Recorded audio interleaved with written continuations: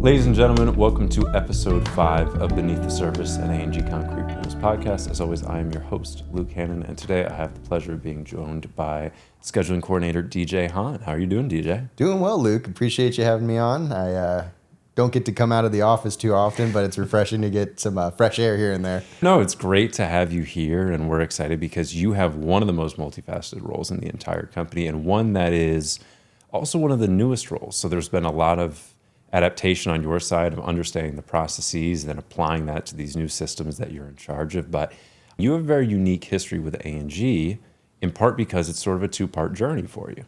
Yeah, I'd say so. I started at A&G probably either 7.5 or 8 years ago, somewhere in that ballpark. I actually was brought in by Lily.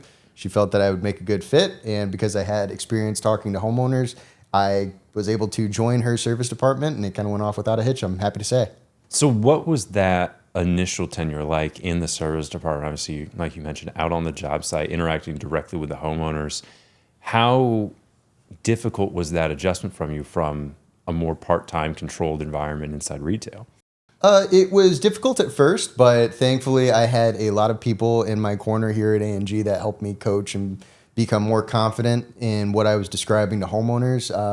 I think the most difficult thing initially was not getting distracted as questions arose, but after the first couple of years of doing it and getting my teeth cut on that, the idea of a pop quiz as an orientation was happening was something I looked forward to because it was an opportunity for me to communicate my knowledge and help people feel more comfortable whenever it came to their pool equipment that we provide to them, and help them walk away from the interaction with an idea that what they have just trusted A&G to build is something that they're going to be able to enjoy and dedicate as much family time for years to come, as opposed to it just being a on-the-fly, I purchased this, it's another toy.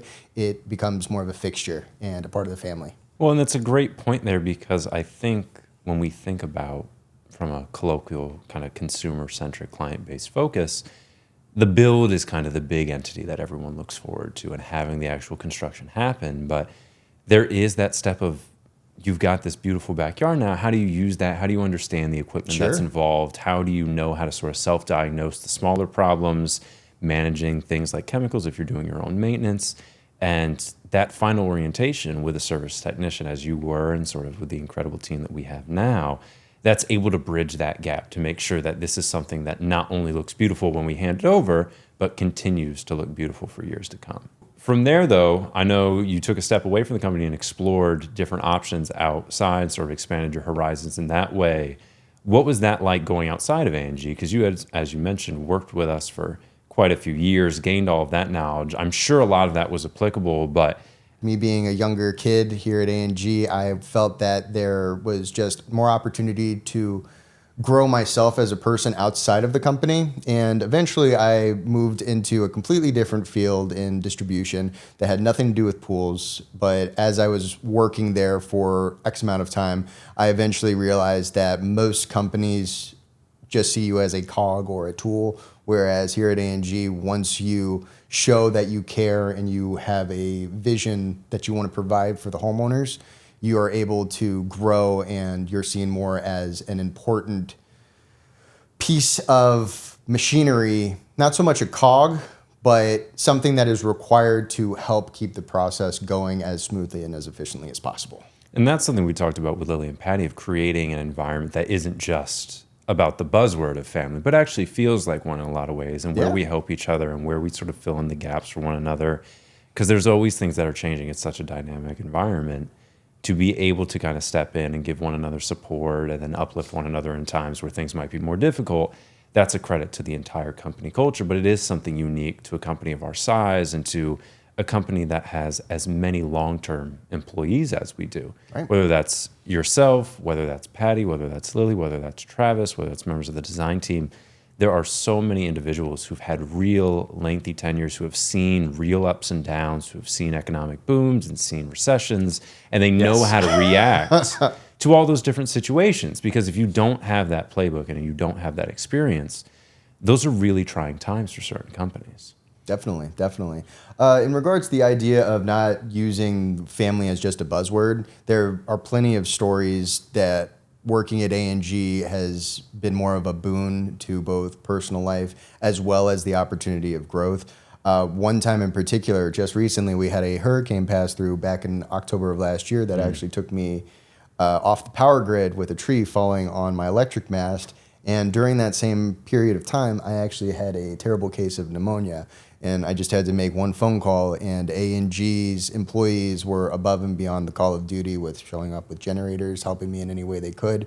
But that's something that we also extend to any chance to shine whenever it comes to our community and activities whenever it comes to donations or anything that we can do to help the rest of the world at A&G, as opposed to just putting something in the ground. We try to strive and be more active in any opportunity that is presented in that regard. Well, because it's that community that has allowed us to get to this position. That's allowed us the opportunity to build projects like we build now, to be able to have a show like this, to be able to have a platform like this and communicate with people. That is a reflection of so many individuals and so many families placing their faith, their investment in us.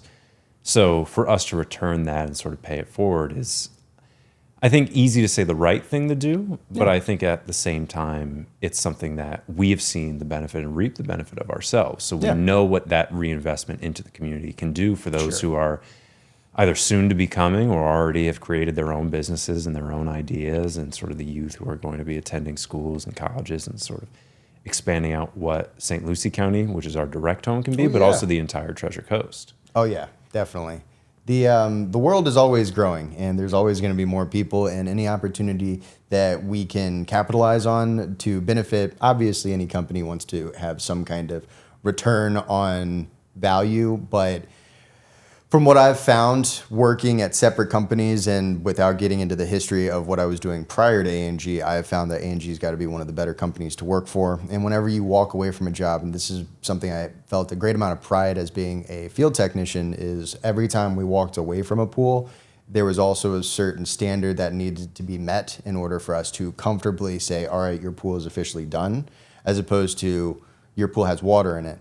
So it's done technically. We always go above and beyond to make sure that everybody is satisfied with what they spend their money on here. That's a great point. So let's talk about your return, because you came back and it's an entirely new role. Oh, yeah. So many systems had changed since you had left. Obviously, the CRM platform that we've developed, the scheduling platform, and those are sort of your bread and butter now. It's where you do the majority of your work. And the impact that that has had, I think anyone can attest to the nature in which we've been able to cut down construction timelines, the ability with which we're able to react if there is a problem on a job site. How is it making that adjustment to that new role? And then what have you seen change even in your second tenure here as those systems continue to evolve and you have a better grasp of them? Well, with that, having been a service coordinator years ago, back whenever a work order needed to be dispatched, we actually had to still fax it. Technicians were running around with flip phones. We have made leaps and bounds whenever it comes to technology, just as the human race continues to expand and grow and become more and more focused on what can make efficiency more of a priority. I'm happy to say that after taking a short break from A&G and coming back, the stride was never lost, though I was more than welcomed back. The new tools that are being provided to help us expedite the process, work orders transitioned from project managers having to take 4 to 5 phone calls, a bunch of photos, to a single photo being taken, messaged to whomever needs to be the one to go out and address it, and then trade partners are instantly receiving notifications where they can do their part and their logistics to expedite the process, so everybody's able to get out with a positive disposition to whatever issues we happen to run into. And you run into a lot whenever it comes to construction, but they're all addressed as they come up, quickly and efficiently. That is one of the unique things about construction. Is rare is it that you see a problem sort of replicate over and over again. It's usually something unique, whether that's job site related, whether that is material related, whether that's design related. There's always a different element to take into consideration. But I imagine you've seen quite an improvement in understanding what's likely with each design, maybe if there's a certain material that needs additional preparation. Are there things that you look back on when you first sort of took over that position and you look at now and say, we've got such a better grasp on that. We've got such a better understanding of how much time that takes, or when we need to call ahead to a trade partner for that, or how in advance that needs to be scheduled. Definitely. One thing in particular that I, coming as just a field guy that was at the very end of a pool and moving into a more construction-based coordinator as I am now, and primarily dedicating more of my attention to scheduling, whenever it came to each aspect of a pool's build, it is definitely a learning curve for every single pool. And every pool that we design is all custom. So every pool has opportunities for us to run into curveballs, and then 9 out of 10 times we're able to smack them out of the park. And the one extra time, a little bit more collaboration needs to take place, and then we're able to address it as quickly and as efficiently as possible for the sake of our clientele. So one in particular thing that I was not aware of towards the end of a pool build is the color of plaster actually makes a world of difference whenever it comes to the duration that a crew is on site. So we don't have any plaster companies in-house at the moment, but we do have trade partners that require communication, and that's probably the best way for us to minimize any kind of delays whenever it comes to a build. So, for example, Nassau Petite is considerably more in-depth whenever it comes to the mix process as opposed to a Sky Blue. Both of them are quality products, but because there's certain aspects that require more time, the full build needs to be able to reflect all of that time. Or if we, for example, have a shear descent or something along those lines, some kind of water feature, that requires more plumbing, more form and steel, and more communication whenever it comes to communicating with the gunite coordinators, so they're able to come in with the idea of, we're going to address these particular water features with this game plan. And I think that's one of the fantastic things about having relationships like we do with our trade partners, and having people who we've worked with for decades, sometimes even multiple decades. That allows you to have those really open and really genuine conversations with those individuals about, hey, here's exactly what's going to be involved in this kind of project. What accounts do we need to take into consideration? What items are you going to need additional information on? Right. Because we're getting more and more into the space of creating features that haven't been seen before, or implementations of features that haven't been seen, whether that's larger scale, whether that's more complex construction, multiple tiers, integrating multiple features into one. All those elements have to be accounted for by the appropriate parties. So on your end, making those calls at the very beginning and making sure everyone has an understanding and grasp of, hey, you're going to come in on this date, we're going to need you to do these 3 items, take extra consideration or take special care of this kind of entity here, that then allows that process to mitigate issues that might have come down the line had those calls not been made. And I think that's how, in a lot of ways, we've been able to get that timeline lower and lower, because the items that created delays that might have been considered inherent to the process are now items that we realized are addressable with the right amount of attention to detail and with the right amount of foresight. Definitely. And I'm happy to say that I don't shoulder too much of that aspect. I'm more than happy to make said phone calls, and I do make those phone calls, as you just mentioned. But whenever it comes to us being innovative and doing more things that you don't see on every pool in everybody's backyard, one thing in particular that we've done in the past, but we've done more of recently, are sunken conversation fire pits, which was something I was never familiar with 7-8 years ago. But now that we are introducing that into more and more of our builds, project managers are able to meet on site with trades. And anytime there's something that's a curveball, for example, you got to be able to get the water out of said sunken pit. Very true.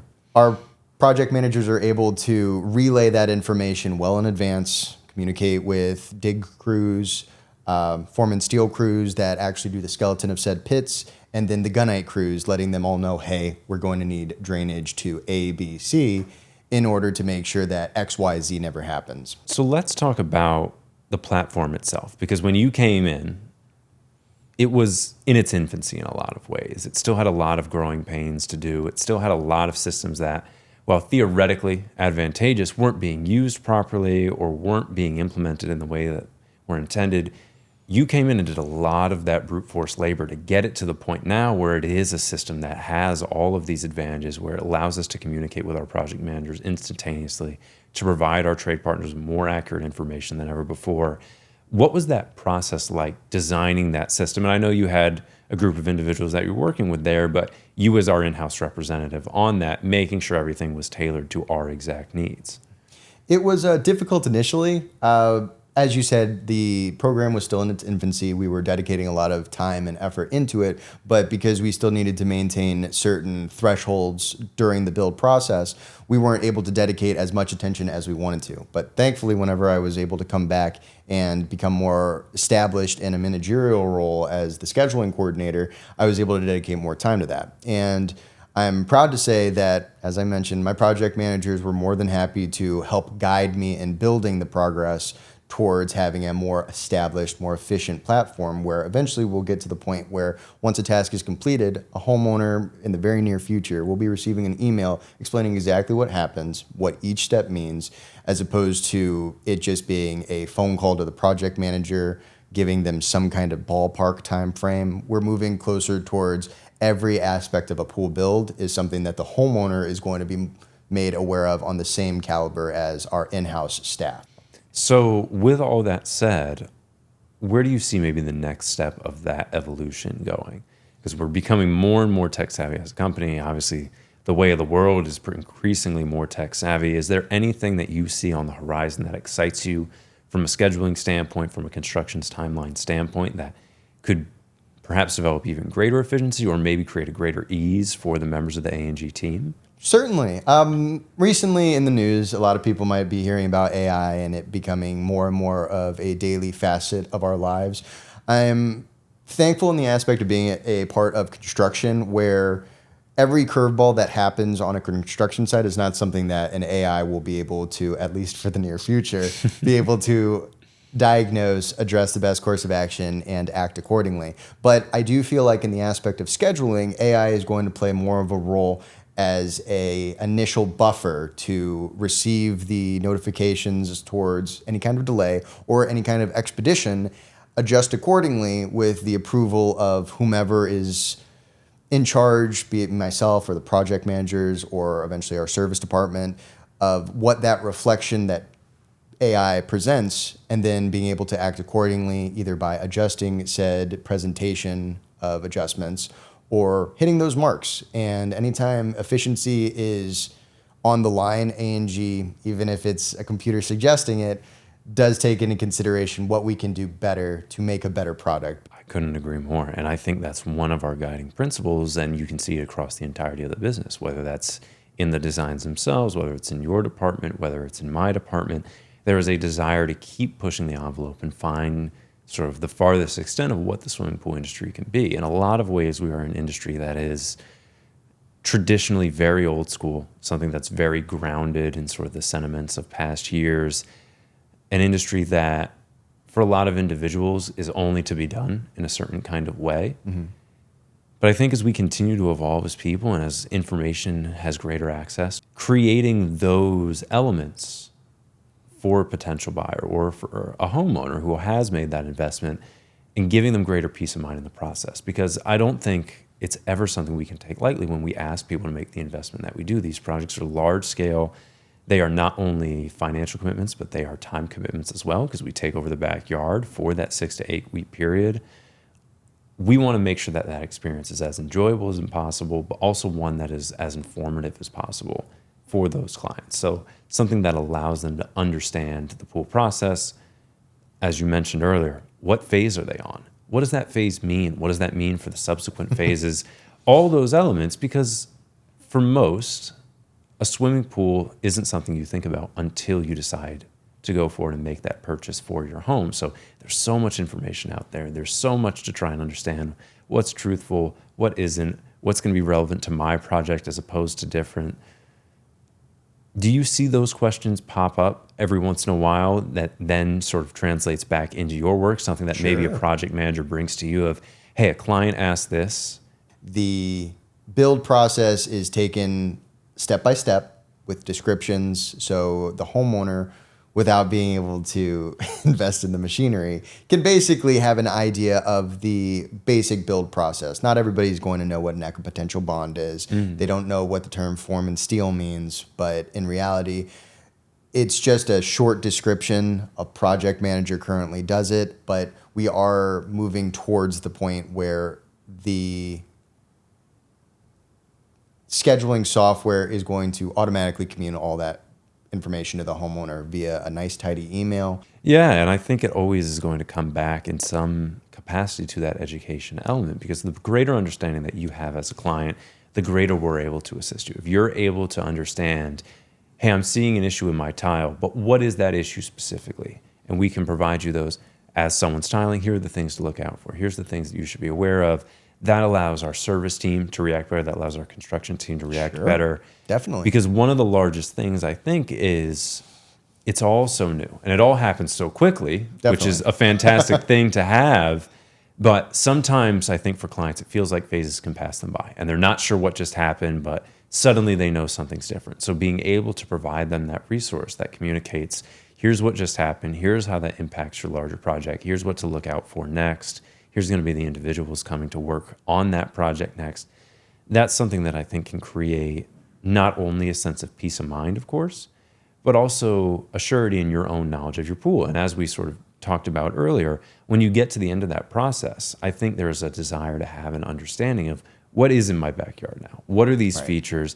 How is my family best able to enjoy this? How should I go about maintaining this? Who should I be calling in case something does go wrong? And if we can help bridge that educational gap, I see no reason why we shouldn't. Yeah, at the end of the day, we don't want somebody to just look in the backyard of an A&G pool and say, oh, it's just another hole with water in it. We want them to see the effort that is put forth to provide not just an escape, but a product.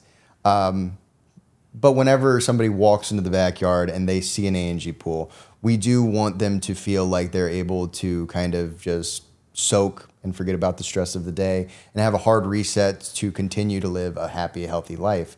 And that's why at A&G, we make an active effort to, like you just said, bridge that communication gap so homeowners are able to walk away with a feeling of, I'm cared about.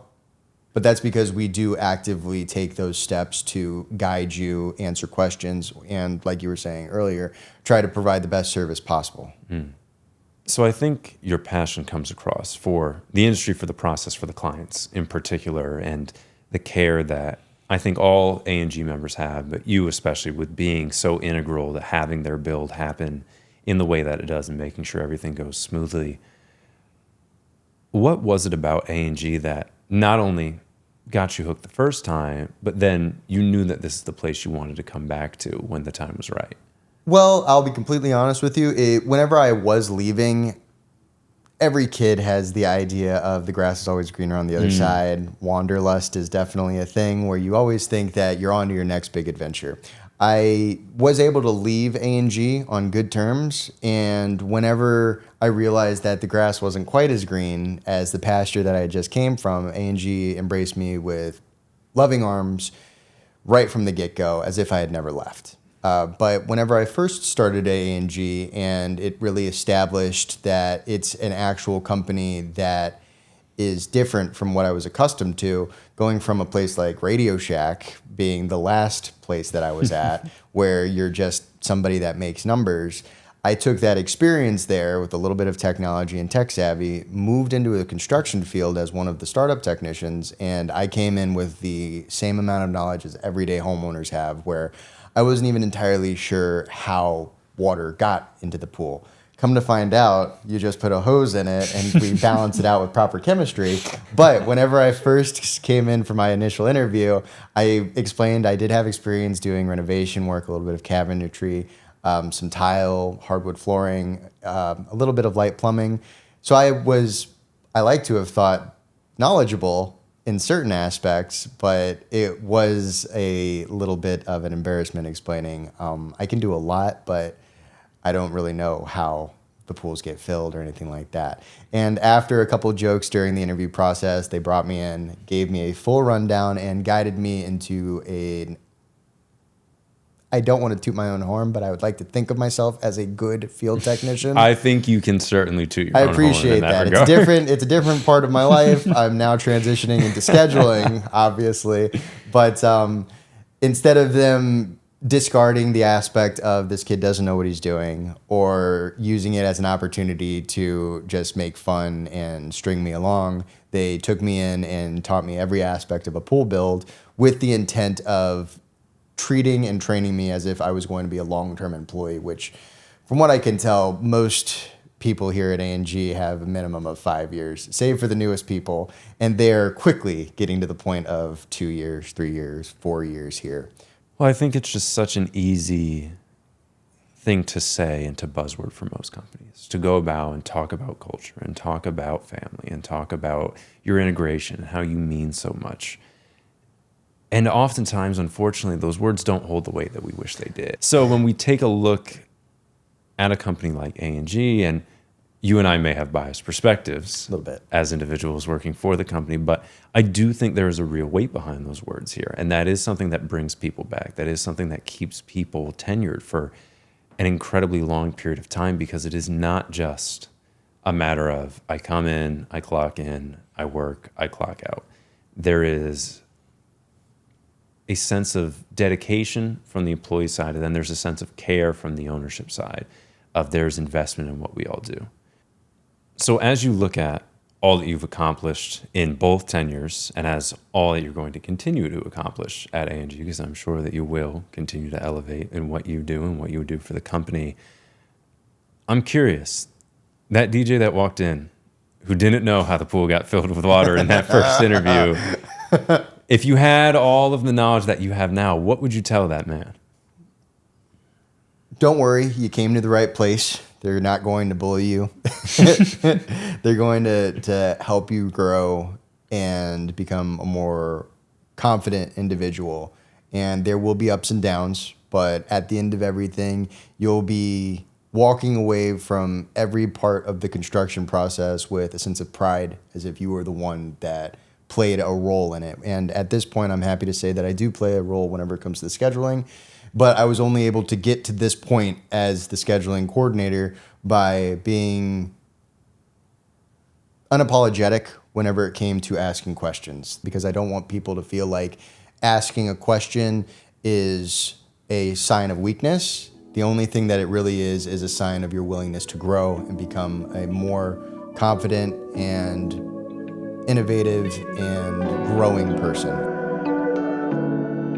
Ladies and gentlemen, thank you so much for joining us once again for this episode of Beneath the Surface. It is always a pleasure to be here with you and to bring you guests, whether that be from A&G or from our trade partners. And we're excited because we do have quite a few trade partners on the horizon who will be coming on the show.